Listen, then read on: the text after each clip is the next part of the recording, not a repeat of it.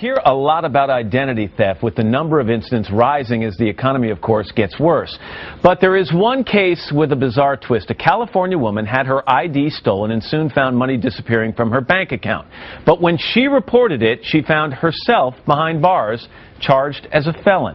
NBC's Lee Cowan explains. It was on a golf course near San Francisco last year when Margaret Somerville got a phone call that made her heart sink faster than a 3-foot putt. Yay! It was from police 950 miles away in Wheat Ridge, Colorado, who told her simply, "You will be arrested." And that's when you fell apart. I absolutely fell apart. You ready?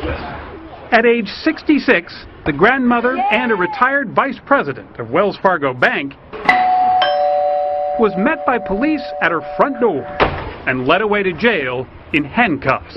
It is the most frightening, horrible experience. Honestly, I cried probably for 24 straight hours out of fear. She was booked on suspicion of felony identity theft, but what made her so incredulous is that she says she's the one who had her identity stolen from a streetcar right here in San Francisco. She said she told police, she told the bank, but there she stood, handcuffed, not the victim, but the suspect. There was never any logic in any of this, but they just kept going after me and after me and after me. Why? Police believe Margot was linked to this woman, caught on a bank surveillance camera 5 months after Margot's wallet disappeared. Police say she was passing stolen checks, withdrawing more than $60,000, not only out of Margot's account, but several other Wells Fargo customers too. But it was the handwriting on those forged checks that police found curious. Detectives say it looked just like Margot's, enough to charge her with 19 counts of identity theft and criminal impersonation. Margot's attorney says that's a connection that's almost laughable. At no time did they ever find a link at all between Miss Somerville and this woman in Colorado. Finally, after Margot spent more than $50,000 on legal fees, prosecutors dropped the charges, saying there wasn't a likelihood of a conviction. And Wells Fargo credited Margot's account for the money she says was stolen. But the Wheat Ridge Police Department told us because Margot may sue, it was, quote, not in a position to discuss the case. To this day, they still think I did it. A case of mistaken identity, she says, that cost her far more than a stolen wallet. For today, Lee Cowan, NBC News, San Francisco. And Margot Somerville is here with her son Todd Harris, who happens to be a contributor to MSNBC's Hardball with Chris Matthews, along with identity theft expert Jim Stickley. Good morning to all of you. Morning. You don't look like a crook to me. You're not one, are you? What I'm shaking my head over here, Margot, is that you did everything right. Okay, so you get your wallet stolen, you cancel your credit cards, you file a report with your bank, you file a report with the police, money gets taken out of your account, and you end up in handcuffs. What am I missing here? I did a handwriting test, and from the handwriting test alone, they decided that I had written all these forged checks. They never looked into my bank accounts. They never looked at telephone records. It took them 2 years to fingerprint a check and find out that my fingerprints weren't on the check. I can only imagine. Here's this retired vice president of a bank, and they call you and say, you are going to be arrested. When they showed up at your door, did they explain any of the evidence against you, or they just put you in handcuffs and take you away?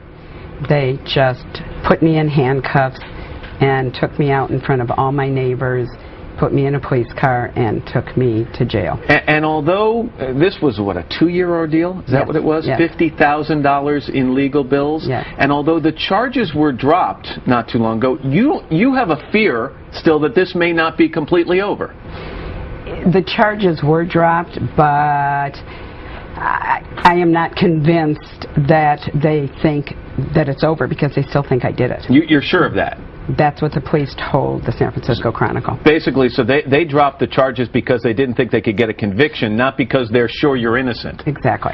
Todd, exactly. At any point, when you're hearing this story, did you think, maybe my mom's living a double life. I had to teach her how to cut and paste on the computer. I'm pretty sure she's not the ringleader of identity theft network. What was your reaction when all this was happening? You feel so helpless, and I was scared, for what would happen to my mom, but mostly I was angry. I was angry at the police and the DA for this Keystone Cop investigation, and I was angry at Wells Fargo, who I thought turned their back on my mom. We've got statements from those people. Jefferson County District Attorney Scott Story says prosecutors determined we did not have a reasonable likelihood of a successful conviction and that dismissing the case was in the interest of justice.